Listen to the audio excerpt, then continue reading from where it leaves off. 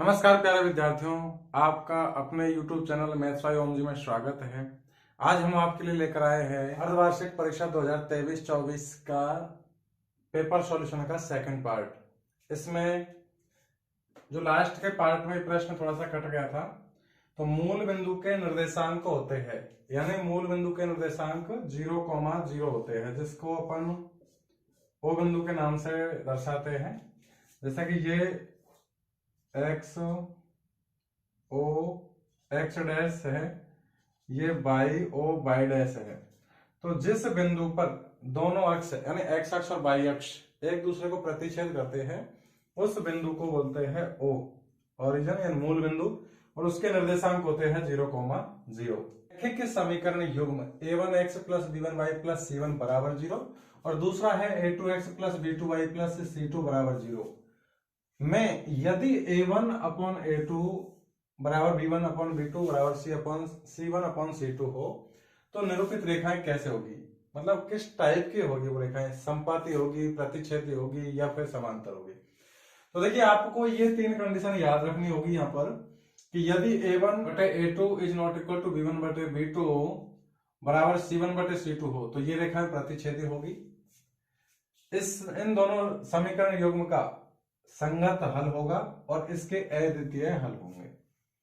इसके बाद यदि तीनों बराबर है अनुपात a1 बटे a2 बराबर b1 बटे b2 बराबर c1 बटे c2, तो रेखाएं समपाती होगी, इसके हल संगत होंगे और इसके अनंत हल होंगे। यहां पर इस टाइप के समीकरण युग्म के अनंत हल इसलिए होंगे क्योंकि ये एक ही रेखा के समीकरण है, किसी भी कांस्टेंट राशि से गुणा करके दूसरा समीकरण बनाया जाता है।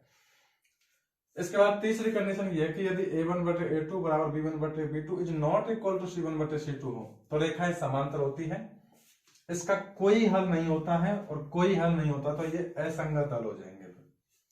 अर्थात अपन से प्रश्न में पूछा गया उसमें तीनों बराबर हैं, तो इसकी रेखाएं हो जाएगी आपकी समपाती। एक वृत्त के चतुर्थांश का कोण होता है, अर्थात यदि ये कोई वृत्त है तो इसका चतुर्थांश यानी चौथा हिस्सा 1/4 पार्ट, तो उसका कोण होता है, उसका कोण बनता है 90 डिग्री। आप चाहे कोई सा भी चतुर्थांश ले लीजिए, तो वृत्त के चतुर्थांश का कोण होता है 90 डिग्री। प्रश्न अगला यह है कि घटना E की प्रायिकता प्लस घटना E नहीं की प्रायिकता दोनों का योगफल पूछ रहा है, तो इसका मान होता है 1। क्यों होता है योगफल 1?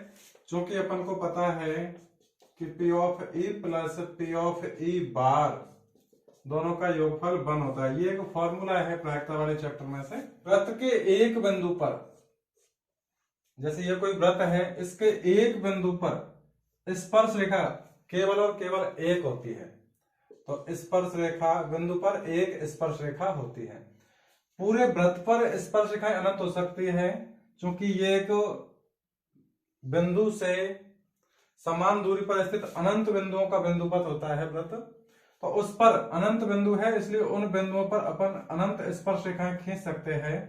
लेकिन यदि एक बिंदु की बात करते हैं तो उस पर केवल और केवल एक स्पर्श रेखा होती है, जबकि वृत्त के किसी बाहर बिंदु से स्थित वृत्त पर केवल और केवल 2 स्पर्श रेखाएं खींची जा सकती है और दोनों की लंबाई समान होती है। वृत्त के अंदर से वृत्त पर स्पर्श रेखा की संख्या 0 आएगी।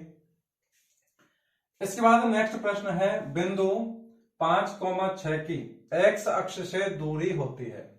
देखिए यहां पर बिंदु दे रखे 5,6, तो x अक्ष से दूरी,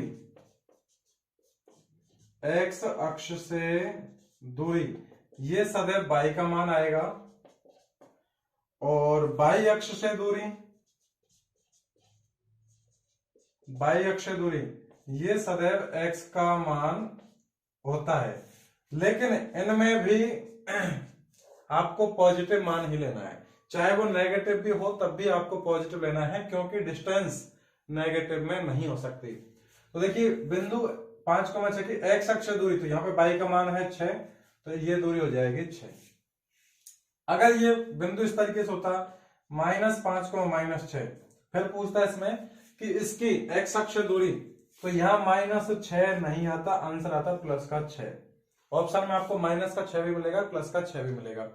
तो यदि किसी बिंदु के निर्देशांक माइनस में हो, फिर उसमें आपको किसी भी अक्ष से दूरी पूछे, एक्स अक्ष या वाई अक्ष, तो दूरी हमेशा आपको प्लस में लेनी है। एक्स अक्ष से दूरी होती है वाई का मान और वाई अक्ष से दूरी होती है एक्स का मान। इसके बाद प्रश्न है सभी वर्ग होते हैं, तो इसका आंसर है समरूप। ध्यान रखना, समरूप के एग्जांपल, एक तो वर्ग, सभी वर्ग समरूप होते हैं, सभी वृत्त और सभी समबाहु त्रिभुज, ये तीनों समरूप होते हैं। यानी आपको वर्ग चाहे कोई सा भी ले लीजिए, दो वर्गों को कंपेयर करोगे तो वो समरूप होंगे, क्योंकि उनके प्रत्येक कोण 90 डिग्री के होते हैं और उनकी भुजाओं का अनुपात, संगत भुजाओं का अनुपात समान होता है।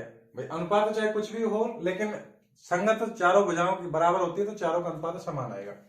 सभी वृत्त, उनकी त्रिज्याओं का अनुपात कुछ हो सकता है, समरूप होते हैं। इसी प्रकार सभी समबाहु त्रिभुज, यानी वह त्रिभुज जिसकी तीनों भुजाएं बराबर हो, तो उनमें प्रत्येक कोण 60 डिग्री का हो जाएगा और संगत भुजाओं का अनुपात कुछ भी हो सकता है, वो सब में बराबर आएगा। तो इस प्रकार सभी वर्ग समरूप होते हैं, इसी प्रकार सभी वृत्त भी समरूप होते हैं और सभी समबाहु त्रिभुज भी समरूप होते हैं।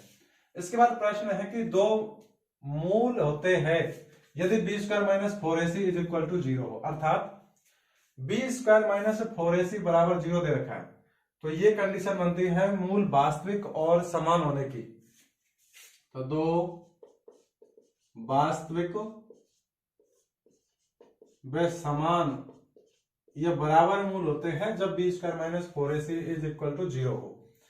इसमें थोड़ा सा अपन को डिटेल देखना है कि मूलों की कंडीशन वाले सवाल में प्रश्न इस तरीके से पूछा जा सकता है, B square minus 4ac greater than 0, या फिर इसको ऐसे भी पूछ सकता है कि B square greater than 4ac, B square minus 4ac बराबर 0 हो, या फिर बी स्क्वायर बराबर 4ac, B square minus 4ac less than 0 हो, या फिर B square less than 4ac। B square minus 4ac greater than 0 होगा या फिर बी स्क्वायर ग्रेटर देन होगा 4ac के। इस कंडीशन में मूल वास्तविक व भिन्न भिन्न यानी डिफरेंट होंगे, दोनों मूल वास्तविक और भिन्न भिन्न होंगे जब बी स्क्वायर माइनस 4ac का मान 0 से बड़ा हो या फिर बी स्क्वायर का मान 4ac से बड़ा हो। इसके बाद अगली कंडीशन होती है बी स्क्वायर माइनस 4ac का मान 0 हो या फिर बी स्क्वायर बराबर 4ac हो। इस कंडीशन में मूल वास्तविक व समान होंगे, समान या बराबर। और तीसरी कंडीशन बनती है कि बी स्क्वायर माइनस 4ac का मान 0 से छोटा हो, लेस देन 0 हो, या फिर बी स्क्वायर का मान 4ac से छोटा हो, तो मूल वास्तविक नहीं होंगे, वास्तविक नहीं होंगे। और मूल वास्तविक नहीं होंगे अर्थात मूल आपके फिर काल्पनिक होंगे, अर्थात मूल काल्पनिक होंगे। तो ये कंडीशन वाले सवाल है, इनमें से भी प्रश्न बनता है। एक प्रश्न चाहे इस तरीके से कंडीशन देके फिर पूछ ले, या फिर इस तरीके से कंडीशन देके फिर पूछ ले, या फिर इधर से मूल वास्तविक भिन्न भिन्न है, मूल वास्तविक व समान है, मूल वास्तविक नहीं है, या फिर काल्पनिक है, इसके लिए कौन सी कंडीशन होगी, इस तरीके से भी प्रश्न पूछा जाता है। नेक्स्ट प्रश्न है, एक द्विघात बहुपद ज्ञात कीजिए जिसके शून्यकों का योगफल तथा गुणनफल क्रमशः -3 और -2।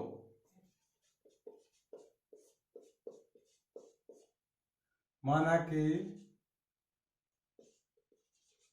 द्विघात बहुपद के शून्यक, यानी किसी द्विघात बहुपद के शून्यक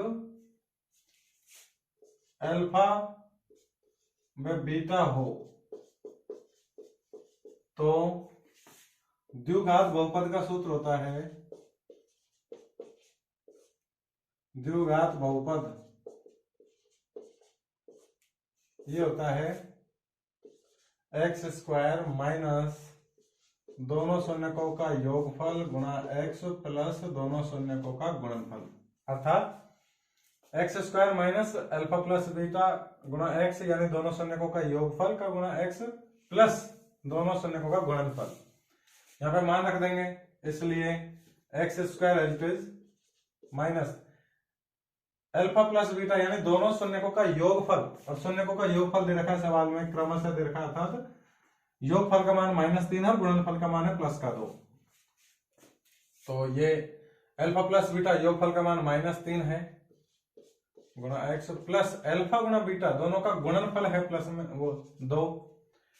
यहां से सरल करने पर यह आ जाएगा एक्स स्क्वायर और minus into minus plus 3x plus का 2।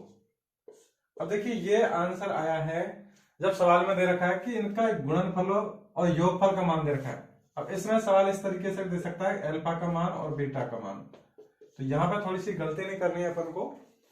इसमें दे रखा है डायरेक्ट योगफल और गुणनफल का मान दे रखा है, जबकि सवाल इस तरीके से भी पूछता है कि एक शून्य को और दूसरा शून्य, दोनों शून्यकों का मान दे देगा, फिर आपको इसमें मान रखना है, दोनों शून्यकों को एक बार जोड़ना है फिर उनका गुणनफल करना है। यदि बिंदु Q जिसके निर्देशांक 0,1, बिंदुओं P के निर्देशांक 5,-4 और बिंदु R x, 6 का मध्य बिंदु हो, तब x का मान क्या है, मान ज्ञात करना है अपन को। तो चूंकि Q बिंदु जिसके निर्देशांक 0,1, बिंदुओं P 5,-4 और R बिंदु जिसके निर्देशांक है x, 6 का मध्य बिंदु है, ये सवाल में दिया हुआ है, मध्य बिंदु है। अर्थात जैसे ये कोई बिंदु है P जिसके निर्देशांक है 5,-4 और ये बिंदु है R जिसके निर्देशांक है x, 6 R। अब इन दोनों बिंदुओं का मध्य बिंदु दे रखा है Q, अर्थात यहां से लेके यहां तक ये कोई रेखाखंड है PR, तो इसके बीचों बीच में बिंदु है Q जिसके निर्देशांक है 0,1। अब आपको x का मान निकालना है, तो चूंकि हम जानते हैं कि मध्य बिंदु के निर्देशांक, हम जानते हैं कि बिंदुओं, मान लीजिए कोई दो बिंदु है जिनके निर्देशांक x1 y1 x2 y2 हो, तो उनके मध्य बिंदु का निर्देशांक क्या होता है। हम जानते हैं कि बिंदुओं x1 y1, ये कोई बिंदु है A, x1 y1 B, दूसरा बिंदु है B जिसके निर्देशांक मान लीजिए x2 y2 हो। हम जानते हैं कि बिंदुओं x1 y1 व x2 y2 के मध्य बिंदु के निर्देशांक, मध्य बिंदु के निर्देशांक ये होते हैं x1 प्लस x2 बटे 2 और y1 प्लस y2 बटे 2। ये होता है जब किसी भी जनरल बिंदु दो हो जिनके निर्देशांक x1 y1 हो और x2 y2 हो, तब वो मध्य बिंदु के निशान निकलते हैं, दोनों के x के मानों को जोड़ के 2 का भाग लगाना और y के मानों को जोड़ के 2 का भाग लगाना। लेकिन सवाल में यहां मध्य बिंदु के निर्देशांक दे रखे हैं Q 0,1, तो अर्थात मध्य बिंदु के निर्देशांक तो हो गए 0,1 बराबर, यहां पे देखिए x1 और y1 का काम ये बिंदु करेगा P और x2 y2 इसकी जगह पे x, 6 है, तो x1 5 प्लस x2 है x बटे 2, दूसरा बिंदु है जो एक आएगा वो आएगा y1 प्लस y2 बटे 2, y1 का मान है -4 प्लस y2 का मान है 6 बटे 2। अब देखिए अपन को क्या करना है कि x का मान निकालना है, तो इस पहले निर्देशांकों को पहले के बराबर करना है। उसको बराबर करने से कुछ नहीं आएगा, -4 प्लस 6 2 बटे 2 यानी 1 आ जाएगा, 1 के बराबर 1 आएगा। अपन को मान निकालना है x का, इसलिए पहला निर्देशांक ये वाला इसे पहले निर्देशांक के बराबर करना है, इसलिए 0 बराबर ये 5 प्लस एक्स, 5 प्लस एक्स बटे 2, 2 को बराबर में 5 प्लस एक्स बटे 2 बराबर में 0 है, इसलिए 2 को गुणा करेंगे 0 से तो 0 हो जाएगा। तो यहां पर जाएगा 5 प्लस एक्स बराबर 0, या फिर x का मान निकालेंगे तो ये आएगा माइनस का 5, अर्थात इस सवाल में x का मान आ गया माइनस का 5। बिंदु k, 2 तथा 3, 4 के बीच की दूरी √8 मात्रक हो तो k का मान ज्ञात करना है। तो चूंकि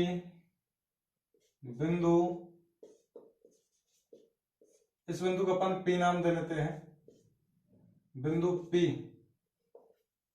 जिसके निर्देशांक है k, 2 तथा Q जिसके निर्देशांक है 3, 4, इन दोनों को अपन ने बिंदु मान लिया P और Q। तो चूंकि बिंदु P तथा Q के बीच की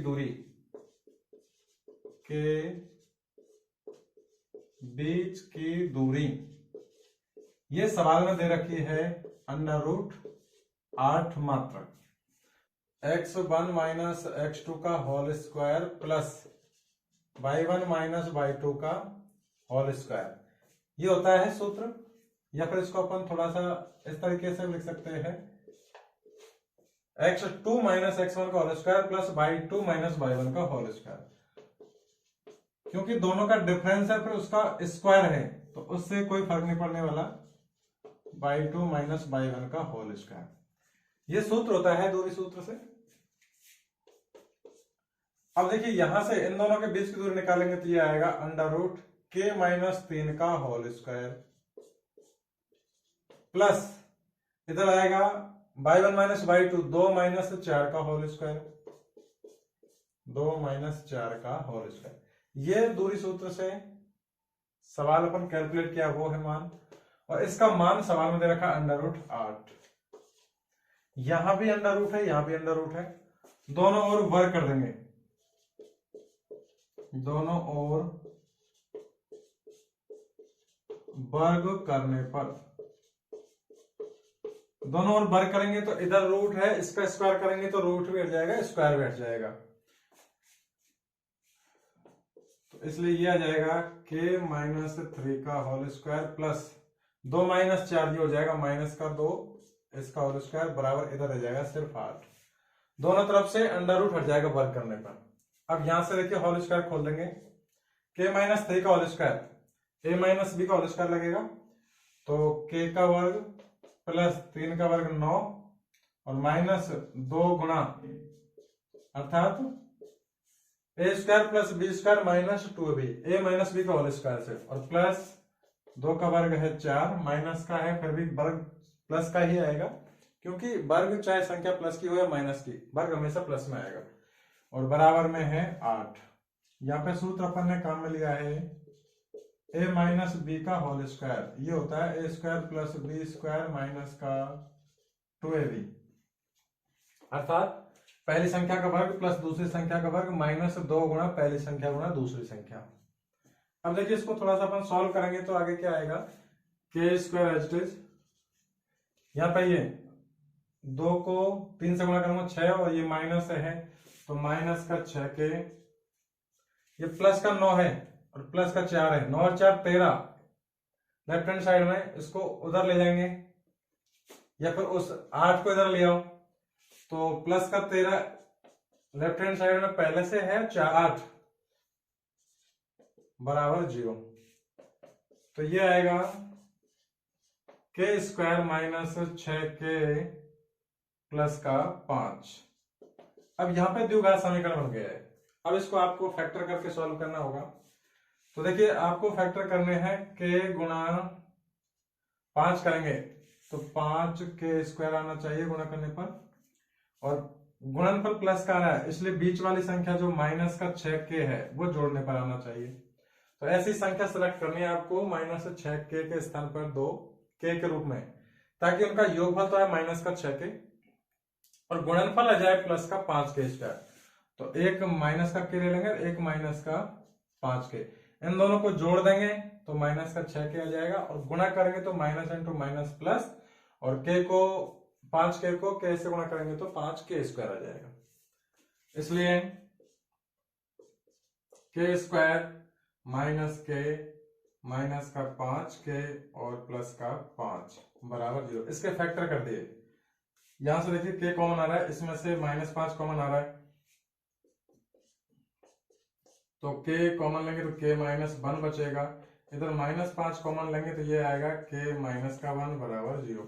अब के -1 एक फैक्टर हो गया, के -1, और दूसरा हो गया के -5, के -5 बराबर 0। यहां से देखिए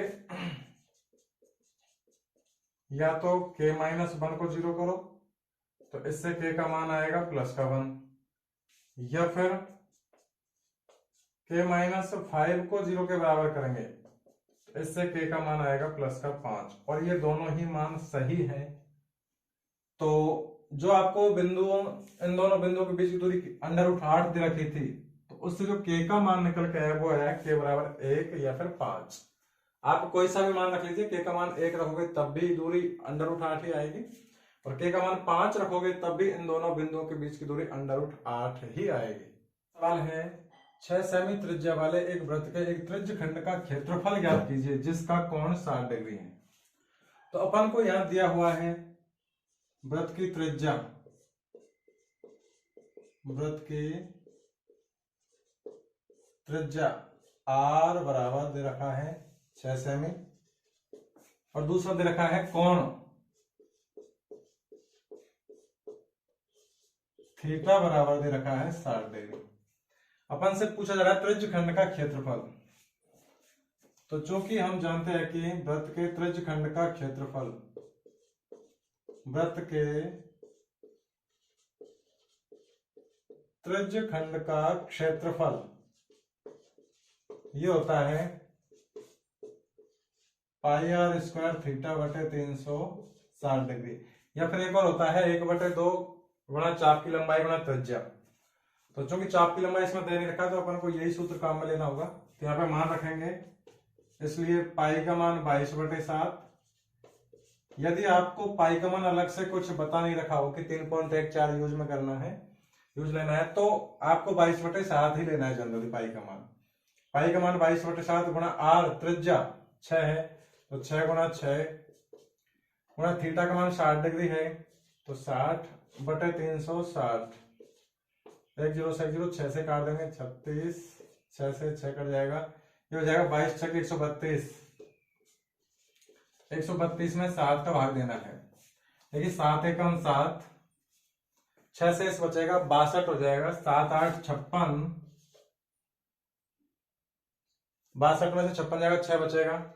अगला अंक उतारने के लिए है अपने पास, पॉइंट लगाएंगे, ये हो जाएगा 60, 7 8 56, फिर बचेगा 4 40, 7 5 35, फिर 5 बचेगा, 50 हो जाएगा, 7 49। इस तरीके से जाएगा, तो इसको अपन आंसर लिख सकते हैं लगभग 18.86, क्योंकि तीसरा अंक 5 या 5 से बड़ा है, इसलिए तीसरा अंक अपन नहीं लिख रहे, तो उससे पहले को एक बढ़ा देंगे।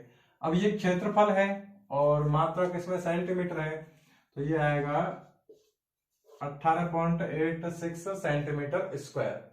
ये आ जाएगा वृत्त के त्रिज्यखंड का क्षेत्रफल। 21 सेमी वाले वृत्त का एक चाप केंद्र पर 60 डिग्री का कोण अंतरित करता है, तो चाप की लंबाई पूछ रहा है।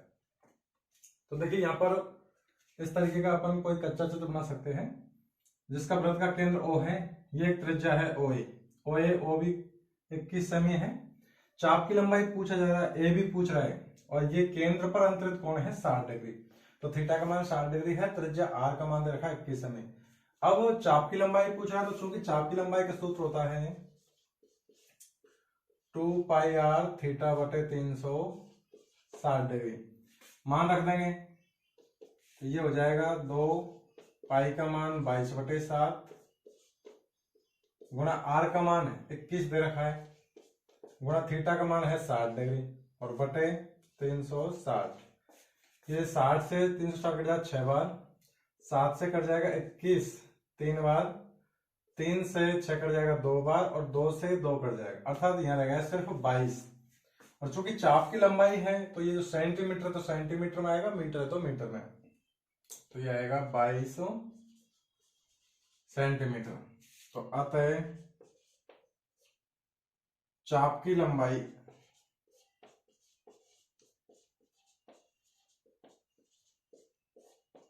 ये आपका आंसर आ जाएगा 22 सेमी। यदि ये मीटर में होता तो मीटर आ जाता। अब क्योंकि चाप की लंबाई है तो मात्रक जो भी है सेंटीमीटर मीटर वही आएगा। अगर चाप की लंबाई की जगह त्रिज्यखंड का क्षेत्रफल पूछता तो वो मीटर स्क्वायर या फिर सेंटीमीटर स्क्वायर में आता। एक अर्धगोले का संपूर्ण पृष्ठीय क्षेत्रफल 48 पाई वर्ग सेमी है, तो इसकी त्रिज्या की लंबाई क्या है? तो चूंकि हम जानते हैं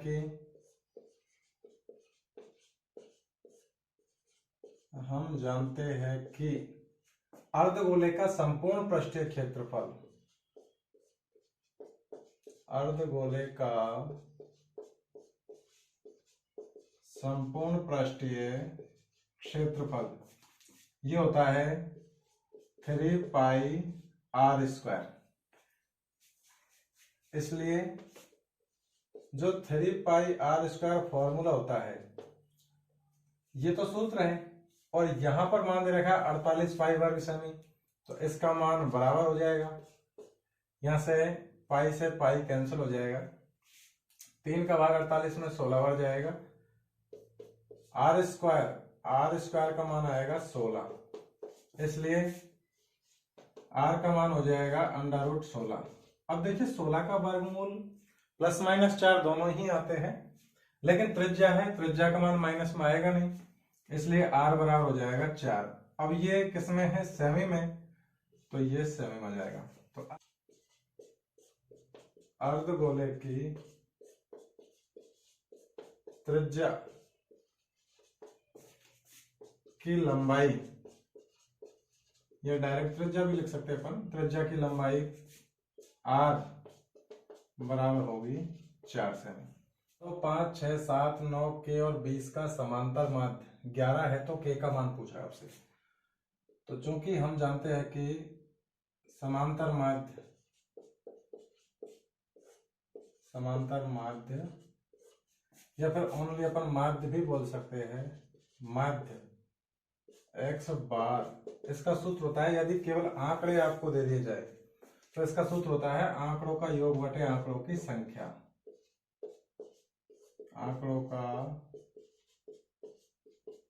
योग बटे आंकड़ों की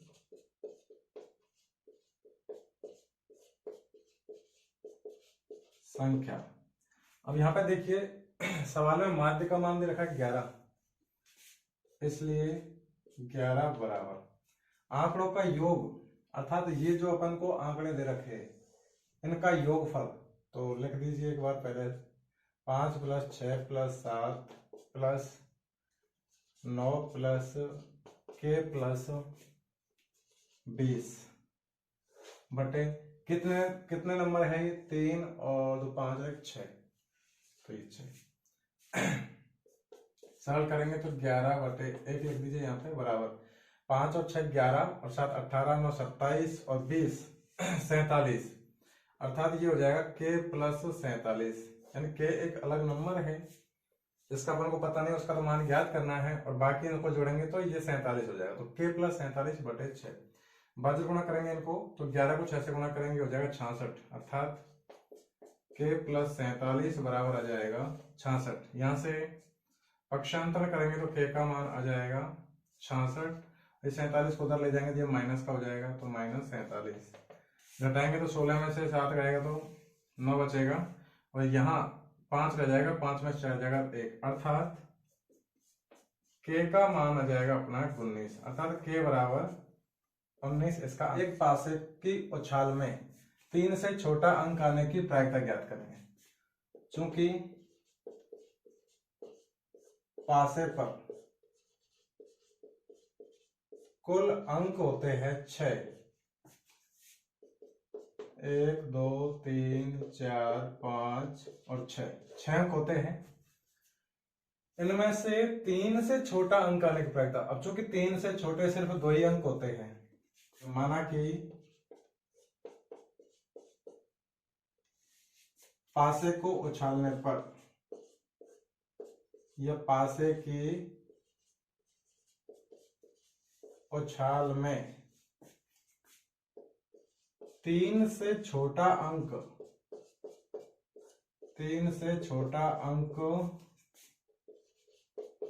प्राप्त होना या प्राप्त होने को अपन घटना मान लेते हैं, इवेंट मान लेते हैं, घटना ई हो तो घटना जो अपन ने मानी है अर्थात 3 से छोटा अंक आना है, उसके लिए घटना ई के अनुकूल परिणाम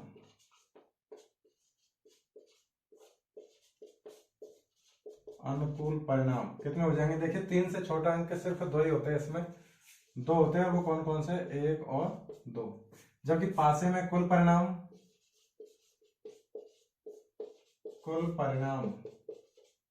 पासे में 6 होते हैं, इसलिए सूत्र लगा देंगे। इसलिए प्रायिकता ऑफ ई अर्थात जो घटना ई मानी उसकी प्रायिकता बराबर जो भी अपन ने घटना मानी है वो घटना के अनुकूल परिणाम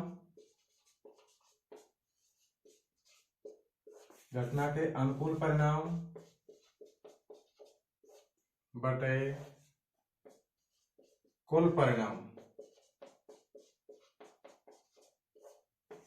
घटना के अनुकूल परिणाम 2 है और कुल परिणाम है 6। 2 को 6 से काटेंगे तो 1/3 इसका आंसर हो जाएगा। अर्थात पासे की उछाल में 3 से छोटा अंक प्राप्त करने की प्रायिकता हो जाएगी 1/3। नेक्स्ट प्रश्न है, एक ठोस गोले का व्यास 6 सेमी है, गोले का आयतन पाई के पदों में पूछ रहा है। तो चूंकि गोले का व्यास यानी आपको डी दे रखा है 6 सेमी, इसलिए त्रिज्या पहले त्रिज्या निकाल लेंगे। त्रिज्या r बराबर होता है d/2 यानी व्यास की आधी, तो व्यास 6 है तो इसका आधा हो जाएगा 3 सेमी त्रिज्या। अब गोले का आयतन पूछ रहा है वो भी पाई के पदों में, तो चूंकि गोले का आयतन वो होता है 4/3 पाई r क्यूब बराबर 4/3 एच टी। पाई के मान में पाई के रूप में तो पूछ रहा है आंसर, r का मान रख देंगे। r आया है अपना 3, तो इसकी पावर 3 करेंगे तो 3 × 3 × 3, 1 3 से 3 कट जाएगा, ये आएगा 3 3 9 × 4 36 और पाई एच टी। अब ये सेंटीमीटर में है तो 36 पाई सेंटीमीटर क्यूब या फिर 36 पाई घन सेमी, या तो घन सेमी लिखिए या फिर सेंटीमीटर का क्यूब लिखिए। 1 6 3 5 7 9 11 4 9 का माध्यक ज्ञात करना है। चूंकि आंकड़े हैं सिर्फ x के मान है, माध्यक ज्ञात करना है, तो सर्वप्रथम दिए गए आंकड़ों को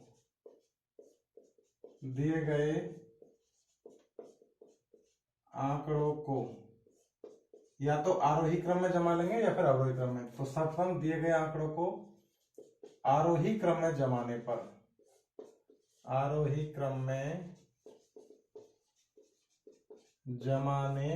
पर या फिर लिखने पर, तो सबसे पहले आरोही क्रम का मतलब बढ़ता हुआ क्रम। तो पहले सबसे छोटा मान देखिए, यहाँ पे 1 है तो 1 के बाद आ रहा है 3 तो 3 के बाद है 4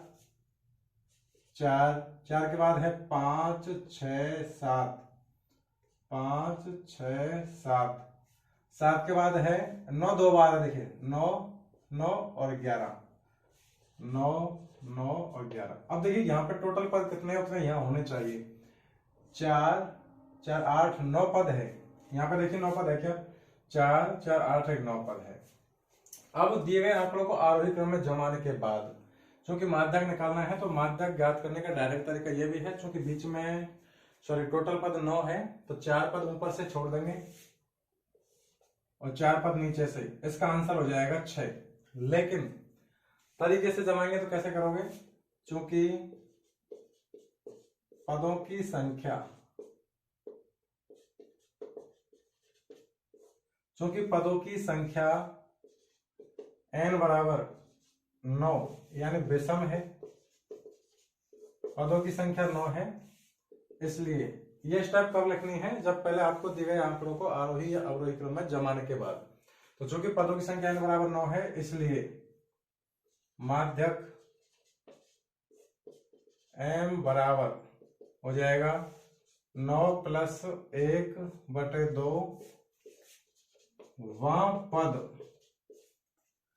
यानी 9 में 1 जोड़ेंगे तो 10/2 वां पद, 9 और 1 10, 10/2 यानी 5वां पद, और 5वां पद क्या है यहाँ पे 6, इसलिए माध्यक m बराबर हो जाएगा 6।